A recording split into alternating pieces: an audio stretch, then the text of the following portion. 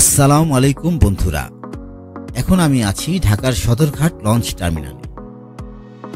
আমার আজকের ব্লগটি হচ্ছে জেলা শহর ইলিশের বাড়ি চাঁদপুরকে নিয়ে। এখন রাত 11:30। চাঁদপুরগামী রফরফ 7 লঞ্চে উঠে পড়লাম। কাউন্টার থেকে 350 টাকা দিয়ে বিজনেস ক্লাসের টিকিট কেটে নিয়েছি।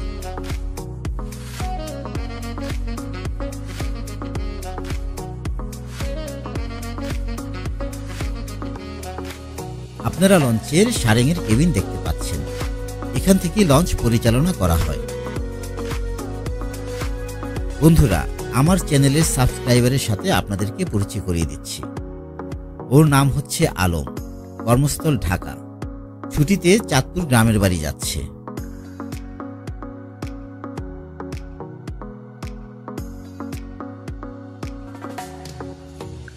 ঠিক 12টায় সদরঘাট লঞ্চ টার্মিনাল থেকে রফরফ 7 ইলিশের সহ চাঁদপুরের পথে যাত্রা শুরু করল। লঞ্চের সারেঙের সাথে কথা বলে জানতে পেরেছি চাঁদপুর পৌঁছাতে বেজে যাবে আনুমানিক রাত 3:30।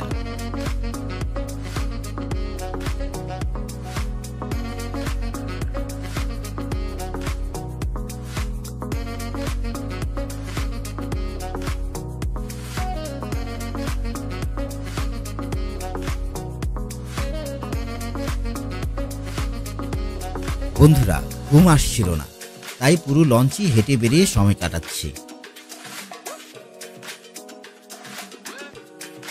রফরফ লঞ্চের অ্যাটেন্ডেন্ট কেবিনের চাবি যাত্রীদের কাছ থেকে সংগ্রহ করে নিচ্ছেন, কারণ লঞ্চ চাঁদপুর ঘাটে ভিড়বে অল্প কিছুক্ষণের মধ্যেই। লঞ্চের ডেকে দাঁড়িয়ে চাঁদপুরের লঞ্চঘাট দূর থেকে দেখতে পাচ্ছি। ধীরে ধীরে চাঁদপুর লঞ্চঘাটের কাছাকাছি চলে আসছি।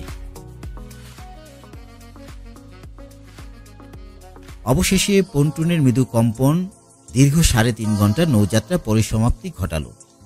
রাতভর ঘুমহীন লঞ্চ যাত্রার ক্লান্ত শরীরে ঘাটে পা রাখলাম। রাতের হালকা বাতাসও যেন ভারী লাগছে।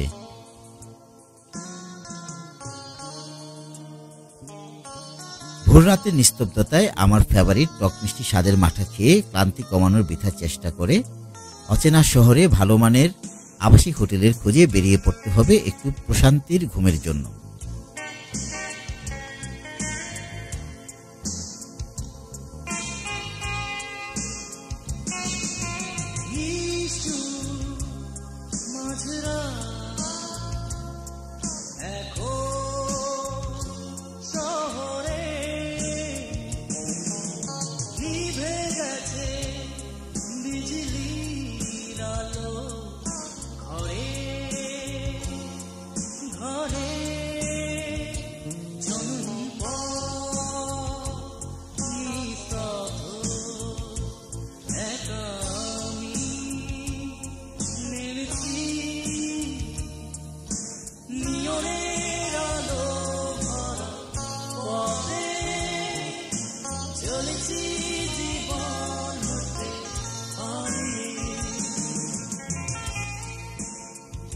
চাঁদপুর শহরের প্রাণকেন্দ্রে অবস্থিত গাজী আবাসিক হোটেল প্রায় 50 বছরের পুরনো একটি ঐতিহ্যবাহী আবাসিক হোটেল।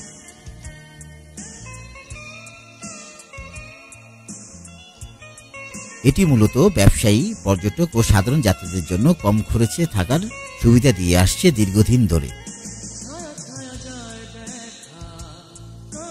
হোটেলটির পুরনো স্থাপত্য শৈলী এবং নান্দনিক পরিবেশ যথেষ্ট আকর্ষণীয়। আপনারা এখানে রুম প্রতি ভাড়া 500 টাকা থেকে শুরু করে 3000 টাকার মধ্যে থাকতে পারবেন।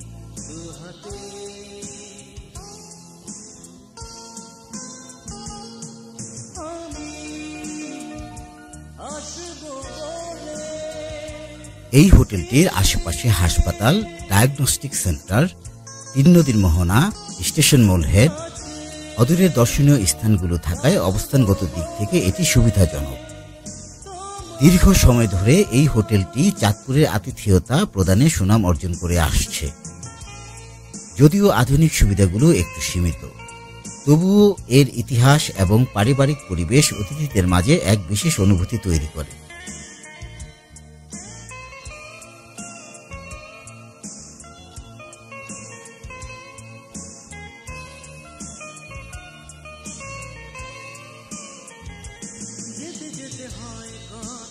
বন্ধুরা, আপনারা আমার রুমটি দেখতে পাচ্ছেন। 1000 টাকা দিয়ে এই রুমটি একদিনের জন্য ভাড়া নিয়েছি। 1000 টাকা হিসেবে যথেষ্ট ভালো মানের রুম এটি। বন্ধুরা, এখন আমি ঘুমোতে যাচ্ছি। ঘুম থেকে উঠে আজকে আপনাদের চাঁদপুর শহর দেখানোর চেষ্টা করব ইনশাআল্লাহ।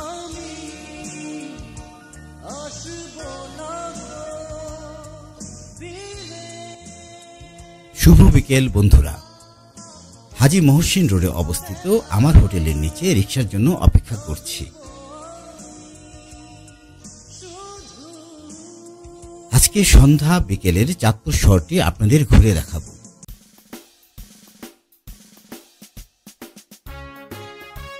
চাঁদপুর শহরের মুক্তিযুদ্ধ রোডে অবস্থিত অঙ্গীকার ভাস্কর্য একটি অত্যন্ত গুরুত্বপূর্ণ স্মৃতিস্তম্ভ, যা বাংলাদেশের স্বাধীনতা সংগ্রামের মহান মুক্তিযুদ্ধে শহীদদের প্রতি শ্রদ্ধা জানাতে নির্মিত। এই ভাস্কর্যটি শহীদদের অবদান এবং আত্মত্যাগের প্রতি সম্মান দেখানোর জন্য চাঁদপুরের স্থানীয়দের কাছে একটি চিরকালীন স্মৃতিস্বরূপ হয়ে দাঁড়িয়ে আছে।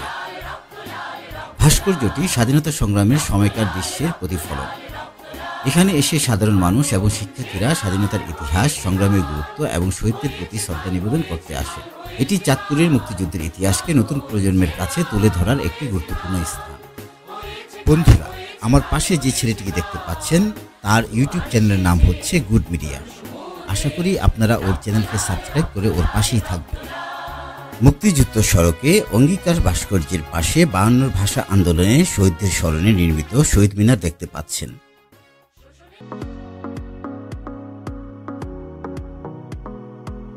চাঁদপুর শহরের কালীবাড়ি মোড় একটি ব্যস্ততম স্থান, যা শহরের প্রাণকেন্দ্রে অবস্থিত। কালীবাড়ি মোড়টি শহরের অন্যান্য গুরুত্বপূর্ণ সড়কের সংযোগস্থল হিসেবে কাজ করে। এখানে হকার্স মার্কেটের পাশাপাশি বড় বড় শপিং মল ও রেস্টুরেন্ট রয়েছে।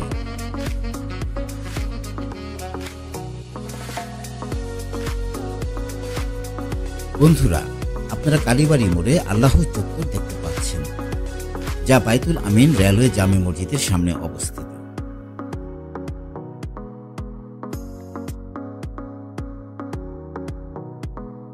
কালীবাড়ি মোড়ের পাশে চাঁদপুর কোর্ট স্টেশনের অবস্থান। প্রতিদিন দুপুর 12টা ও রাত 10টায় দুটি ট্রেন এই স্টেশন থেকে যাত্রী পরিবহন করে থাকে চাঁদপুর থেকে চট্টগ্রাম পর্যন্ত।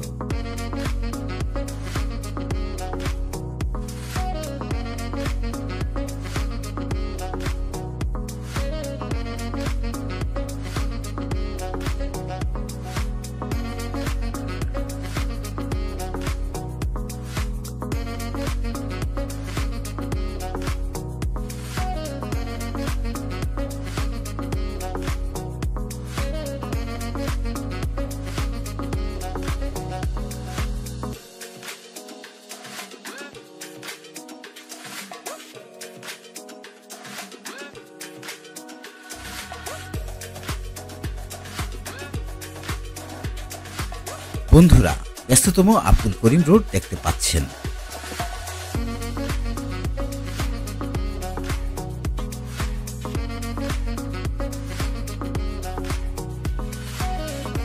চাঁদপুর শহরের হাজী মহসিন রোড একটি গুরুত্বপূর্ণ চিকিৎসা কেন্দ্র হিসেবে পরিচিত, যেখানে বেশ কয়েকটি ডায়াগনস্টিক সেন্টার ও হাসপাতাল রয়েছে। এলাকার মানুষজন চিকিৎসা সেবার জন্য এখানকার হাসপাতাল ও ক্লিনিকের উপর ব্যাপকভাবে নির্ভরশীল। আধুনিক স্বাস্থ্য সেবার সুবিধা নিয়ে হাসপাতালগুলো বিশেষজ্ঞ ডাক্তার, পরীক্ষা নিরীক্ষা ও চিকিৎসা পরামর্শ প্রদান করে। এখানে ছোট বড় বিভিন্ন ডায়াগনস্টিক সেন্টার রয়েছে, যেখানে রক্ত পরীক্ষা, এক্স-রে, আল্ট্রাসোনোগ্রাম সহ অন্যান্য জরুরি পরীক্ষা করা হয়। চাঁদপুর শহরের বাসিন্দাদের পাশাপাশি আশেপাশের উপজেলা ও গ্রামের মানুষজনও এখানে চিকিৎসার জন্য আসেন। বিশেষ করে শিশু ও মাতৃ স্বাস্থ্য, হৃদরোগ, ডায়াবেটিস, চক্ষু এবং সাধারণ চিকিৎসার জন্য এই এলাকার গুরুত্ব অনেক। অনেক হাসপাতাল ও ক্লিনিক 24 ঘন্টা সেবা দিয়ে থাকে, যা রোগীদের জন্য স্বস্তিদায়ক। এছাড়া বিশেষজ্ঞ চিকিৎসকরা প্রতিদিন রোগী দেখেন এবং উন্নত চিকিৎসার জন্য প্রয়োজনীয় পরামর্শ দেন। সাশ্রয়ী মূল্যে চিকিৎসার সুবিধা থাকায় সাধারণ মানুষও সহজেই এখানে চিকিৎসা নিতে পারে। হাজী মহসিন রোড তাই চাঁদপুরের স্বাস্থ্যসেবার একটি প্রাণকেন্দ্র, যা মানুষের সুস্থতার ক্ষেত্রে গুরুত্বপূর্ণ ভূমিকা পালন করে। হাজী মহসিন রোডে চিকিৎসা সেবার পাশাপাশি বেকারি ও রেস্টুরেন্ট রয়েছে, যার মধ্যে অন্যতম কুইন ক্যাফে এবং হট বাইট। তবে আমি ডিনারের জন্য কুইন ক্যাফে সিলেক্ট করেছি। ডিনার হিসেবে আমি নিয়েছি চিকেন কর্ন স্যুপ এবং barbecue chicken stake.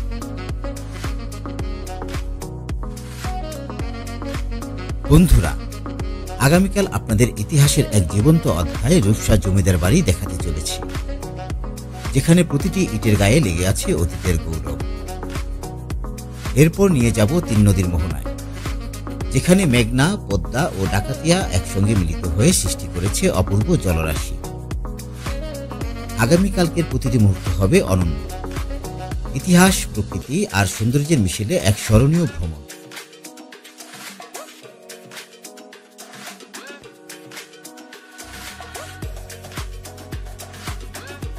Chicken corn soup খেতে মোটামুটি ভালো লাগছে। স্যুপের ঘনত্ব ঠিক থাকলেও চিকেন ও ভুট্টার পরিমাণ তুলনামূলকভাবে একটু কম মনে হচ্ছে আমার কাছে। স্বাদ উপভোগ্য হলেও চিকেন আর ভুট্টার পরিমাণ মতো থাকলে স্যুপটি আরেকটু পরিপূর্ণতা লাগতো আমার কাছে। তবে আজকের main dish barbecue chicken steak আশা করি খেতে ভালো লাগবে।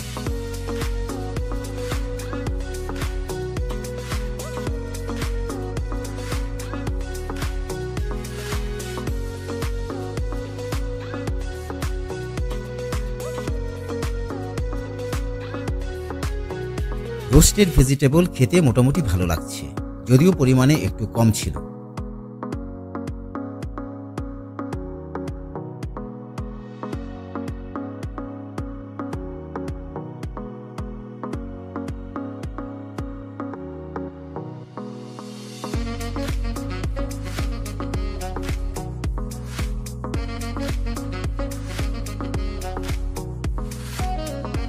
ফ্রাইড রাইস আমার কাছে তেমন আহামরি মনে হচ্ছে না।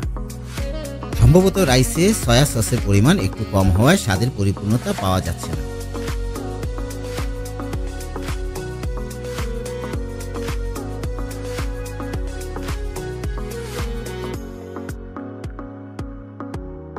চিকেন স্টেক খেতে ফ্রাইড রাইসের চেয়ে তুলনামূলক ভালো লাগছে। চিকেন স্টেকের উপরের স্তর হালকা ক্রিস্পি আর ভিতরে জুসি টেক্সচার স্টেকের স্বাদকে আরেকটু উপভোগ্য করে তুলেছে।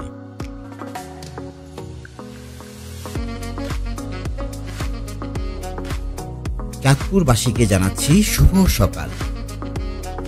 সকালের মৃদু আলোয় চাঁদপুর শহরকে যথেষ্ট নির্মল মনে হচ্ছে, আর হিমেল হাওয়ায় শহরের কোলাহল ছিল অনেকটা কম। নাস্তার জন্য হোটেলে প্রবেশ করতে চোখে পড়ল বাবুর্চির ব্যস্ত হাতে পরোটা বানানোর দৃশ্য।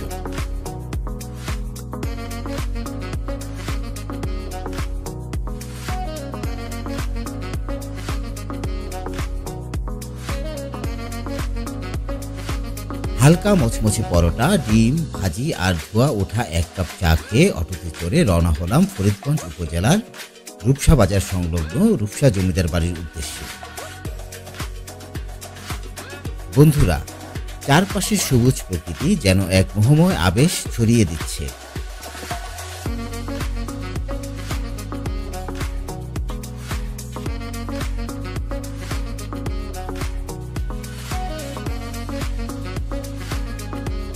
চাঁদপুর জেলার ঐতিহ্যবাহী রূপসা জমিদার বাড়ি ব্রিটিশ আমলে জমিদারি শক্তি ও আভিজাত্যের প্রতীক হিসেবে পরিচিত ছিল।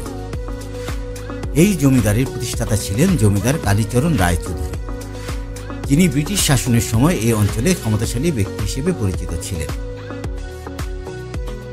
তবে 1947 সালে দেশভাগ এবং 1950 সালে জমিদারি প্রথা বিলোপের ফলে কালীচরণ রায়চৌধুরীর জমিদারি দুর্বল হতে শুরু করে।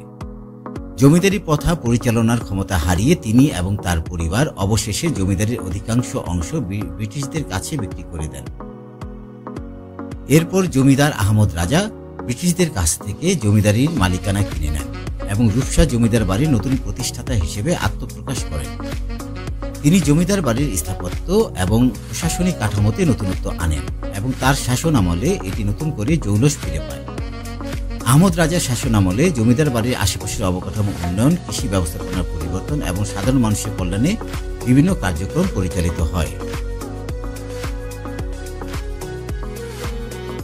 রূপসা জমিদার বাড়িটি ব্রিটিশ স্থাপত্য শৈলীর সাথে দেশীয় সংস্কৃতির এক অপূর্ব সংমিশ্রণ। বিশাল আকৃতির এই প্রাসাদে আছে বড় বড় প্রবেশদ্বার, কারুকাজ খচিত জানালা, উঁচু ছাদ এবং চওড়া বারান্দা। জমিদার বাড়ির চারপাশে বিস্তীর্ণ ফুলের বাগান, দিঘি এবং কর্মচারীদের জন্য আলাদা বসবাসের ব্যবস্থা ছিল একসময়। মহান মুক্তিযুদ্ধের সময় পূর্ব বাংলার বেশিরভাগ জমিদাররাই যখন পাকিস্তানি মিলিটারি বাহিনীকে নানাভাবে সাহায্য করেছে, তখন এই রূপসা জমিদাররা পাকিস্তানি মিলিটারিকে সাহায্য না করে মুক্তিযোদ্ধাদের সাহায্য করেছিলেন।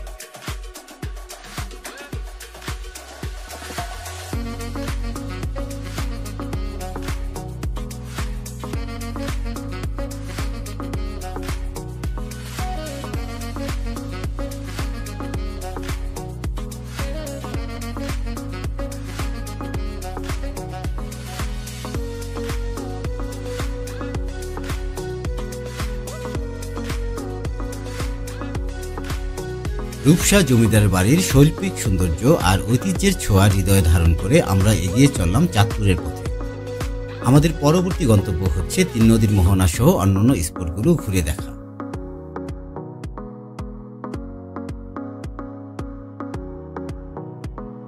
নদীর শহর চাঁদপুর, যার আরেক নাম ইলিশের বাড়ি।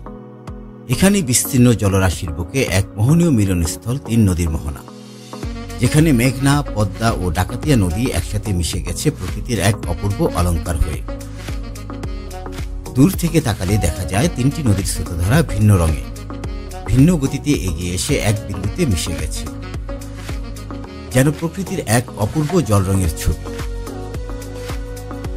গোধূলির আলোয় মোহনার জলরাশি রূপালী আভায় ঝলমল করে ওঠে, ঠিক যেন কোনো স্বপ্নময় দৃশ্য।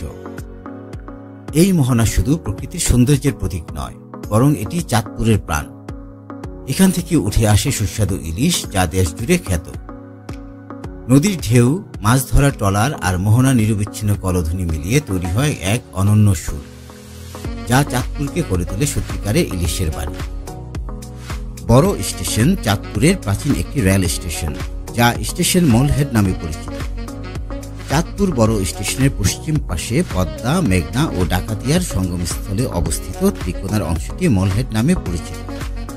এ স্থান হতে পশ্চিম দিকে খুব স্পষ্টভাবে সূর্যাস্ত দেখা যায়। চট্টগ্রাম থেকে প্রতিদিন দুটি ট্রেন দুপুর 12টায় এবং রাত 10টায় যাত্রী এবং পণ্য পরিবহন করে থাকে।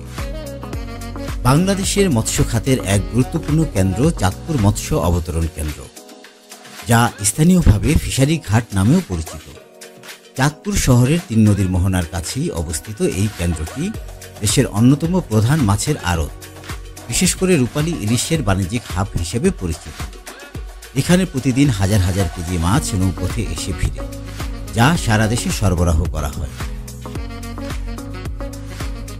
বাংলাদেশের সুস্বাদু ইলিশের একটি বিশাল অংশ এই কেন্দ্র দিয়ে বাজারজাত করা হয়।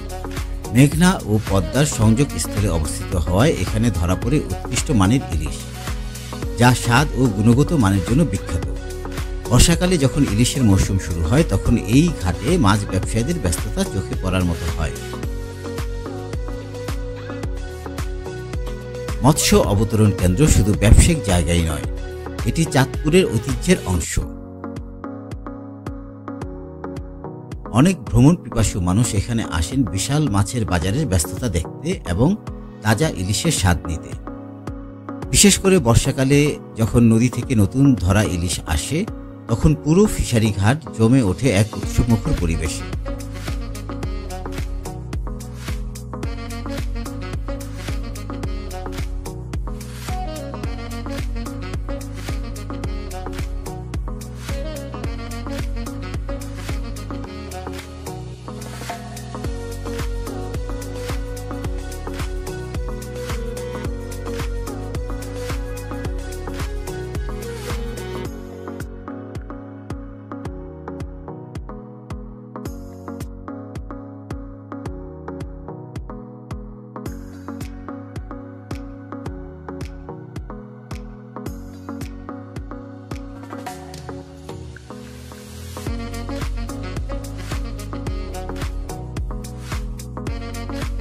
চাঁদপুর শহরের প্রাণকেন্দ্রের এক ঐতিহ্যবাহী অংশ হল পুরান বাজার।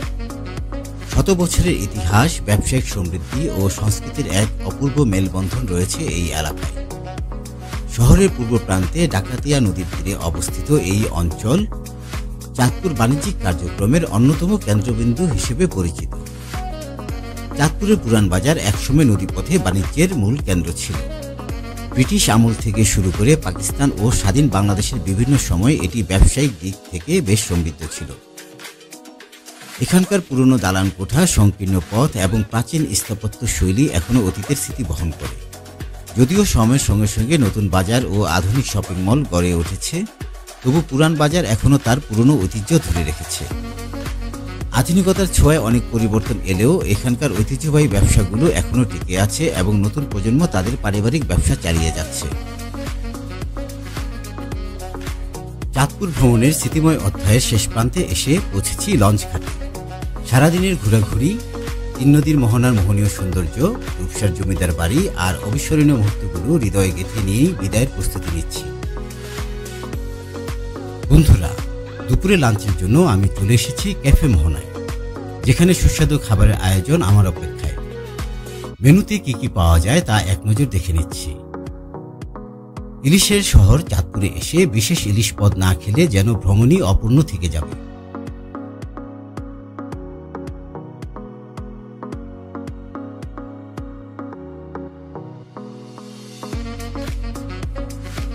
ক্যাফে মোহনার ম্যানেজারকে চোখে পড়ল। ব্যক্তি হিসেবে বেশ আন্তরিক ও ভদ্র। তার হাসি মুখের অভ্যর্থনা আমার খাবারের প্রতি আগ্রহ আরও বাড়িয়ে দিল।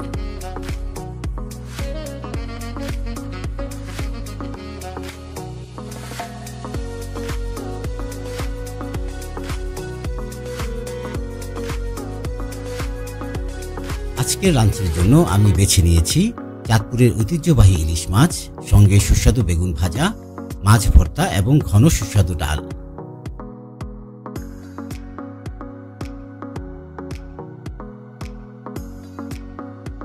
মচমচে বেগুন ভাজা আর ধোয়া ওঠা গরম ভাত, এই দুর্দান্ত কম্বিনেশন সবসময় আমার খাবারের আগ্রহ কয়েকগুণ বাড়িয়ে দেয়।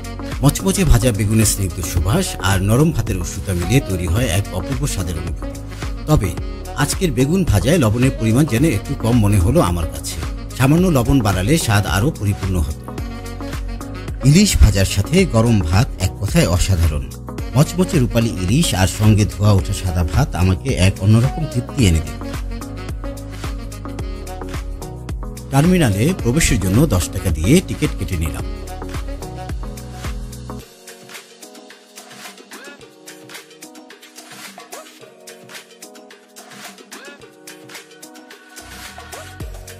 সামনে সারিবদ্ধভাবে দাঁড়িয়ে আছে ঢাকাগামী লঞ্চ, যাত্রীদের নিয়ে যাত্রার অপেক্ষায়। চারদিকে কর্মব্যস্ততা। এরই মাঝে চোখে পড়ল এক মনোরম দৃশ্য। ফ্লোটিং নৌকায় বিক্রি হচ্ছে টাটকা ইলিশ। হঠাৎ করেই আমার চ্যানেলের এক সাবস্ক্রাইবারের সঙ্গে দেখা হয়ে গেল। আমাকে দেখে সে এতটাই উচ্ছ্বসিত হয়ে পড়ল যে আনন্দ যেন তার চোখে মুখে ফুটে উঠল। কথায় কথায় জানা গেল তার দেশের বাড়ি শরীয়তপুরে, তবে মাদ্রাসায় পড়ার কারণে এখন চাঁদপুরেই থাকতে হচ্ছে। এমন হঠাৎ সাক্ষাৎ বিদায়ের মুহূর্তকে যেন আরো রঙিন করে তুলল।